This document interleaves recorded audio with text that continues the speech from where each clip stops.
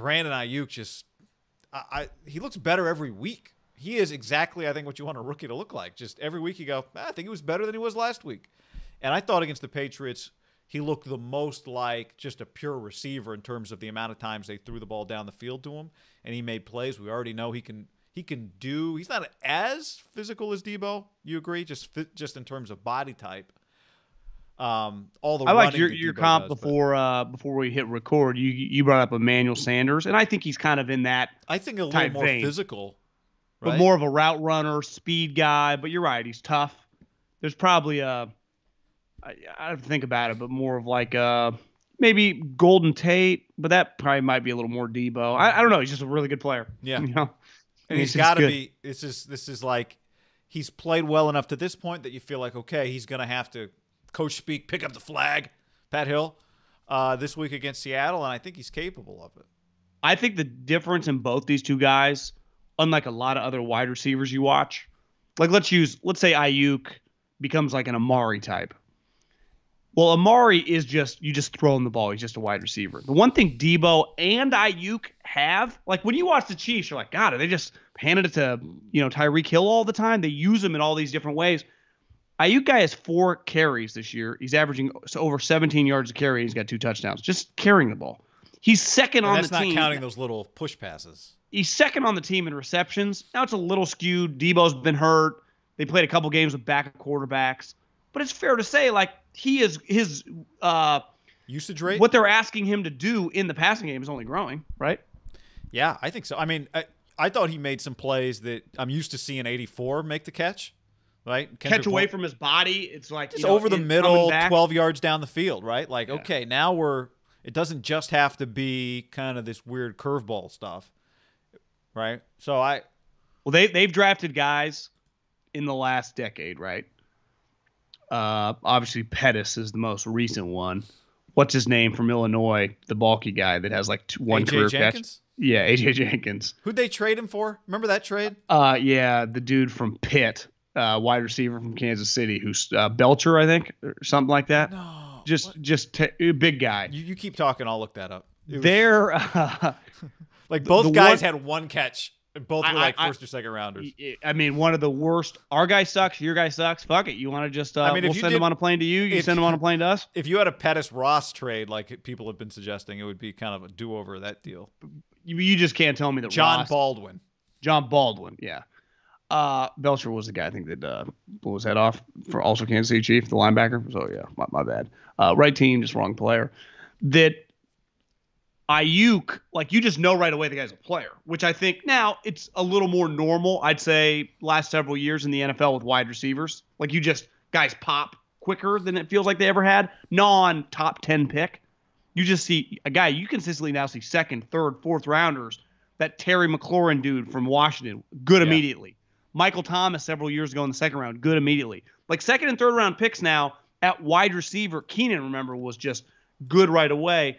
It typically been like you didn't know. Like Aiyuk right away, he's going to have 55, 60 catches this season. And that they're going to feel really good about that. And then if him and Deebo, the one thing we know, if I can just keep those two motherfuckers healthy with Kittle, like I watch the Niners and go, this is for what their head coach wants to do. Like when you watch the Chiefs, you go, holy shit! Did you see the guy yesterday? His name is like Ranch Pringles. Yeah, Pringles. Pringle McCringleberry. Who's the guy from? Never heard of this dude, but he runs a 4.2. The Chiefs Hingle do not have a player that goes, oh yeah, Andy, you just don't even think about giving me a slow guy. The slowest guy I want is my tight end, who might be the second fastest tight end in the league. That's as slow as I want. Well, the Niners, they want a bunch of Deebos. They want Aiyuks. Like they're gonna keep. Even Kendrick Bourne is in that mold. Like those are wide receivers they're going to want, and to go along with Kittle and their run game, and they will they'll be able to score on anybody, which is as long as Jimmy just functions. Because Pettis was not that guy in college, right? Pettis, if you watch him in college, like I did every week, and I know you saw him a lot too, that he doesn't fit this mold. I had this thought yesterday, Guy. Sometimes, and listen, I'm not trying to go like Tony Robbins or whatever, but I think it's fair to say, when you fuck up, you only learn about yourself in adversity. I do think as a GM and in sports, when you have a devastating personnel move, like you have a disastrous personnel move, you go, why did we make that? Especially a specific position. You can't tell me they didn't learn from that disastrous pick, because it was a disastrous pick. They have nailed their next 2 picks. Yeah. Like, everyone, there is not anyone in the NFL that watches Deebo and goes, baller. And there's not as much information on Aiyuk, but you're watching him, you go, I feel pretty good about that pick early on. But who knows if what they would have looked for was shaped by every day looking at Pettis like, we can't do this again. Yeah. And could it have helped with Solomon? With Kinlaw and Bosa? Yeah, maybe. Bosa was a little easier, but I mean, Kinlaw, what they want out of guys, Yeah. Just like, hey, I'm not going to – we'll make mistakes, but we're not going to make a mistake because we took a guy who we didn't know if he could do X, right? Yeah. I just think that had the impact. And they got lucky that they were able to overcome it. And it is the great part of missing on guys early in your tenure, because you can overcome it. Now, for example, like you watch Seattle, you go, God, they've missed on a lot of players.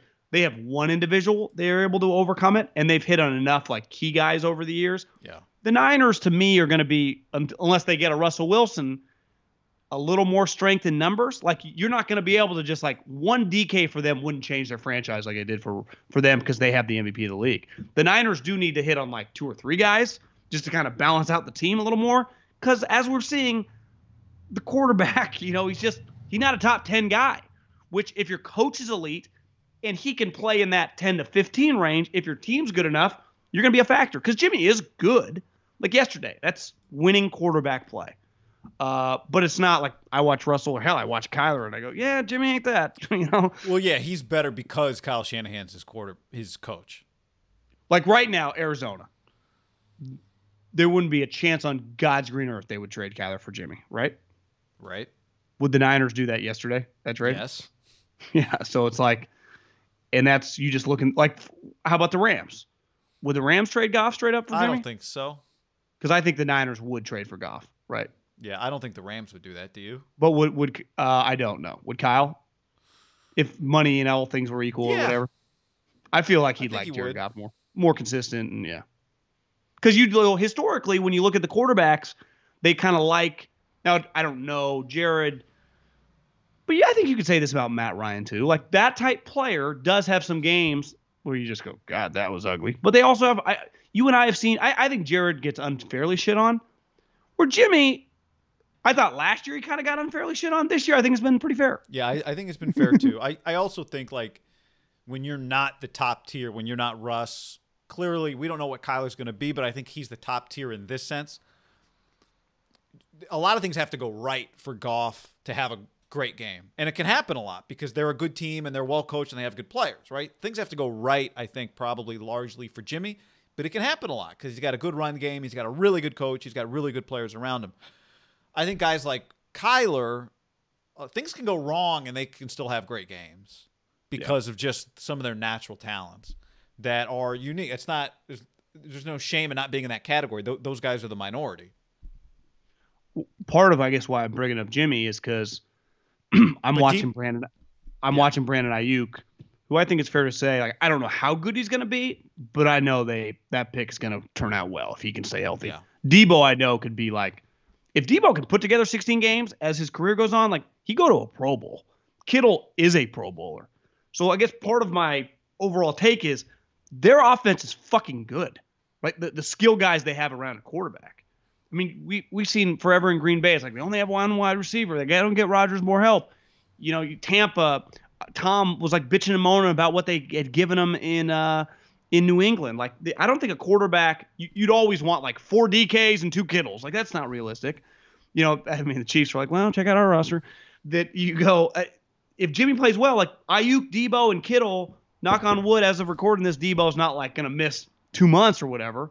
Like, I just don't think you can add Kendrick Bourne. Like, their offense is pretty loaded, guy. Because the great part about the scheme is, I had a buddy in the NFL who's in a fantasy league. He's like, bro, who should I start, Wilson or Hasty? I'm like, I'm not trying to jump on the Hasty bandwagon, but goddamn, he looked good last week. I'd go Hasty. So he did Hasty, and then I got a text about mid-game. He's like, bro, he's already got 3 touchdowns. I'm like, yeah, I don't know. I'll be honest. He like 100 yards at halftime. He looked awesome. So yeah, it's fantasy football. It pisses me off. But didn't you think Hasty was the right pick going into that game? Finished fifth in the Ham League. You make money? Yeah, $22. It was a smaller pool. I'm going to put out a bigger game Monday, back to a bigger football game. Put some more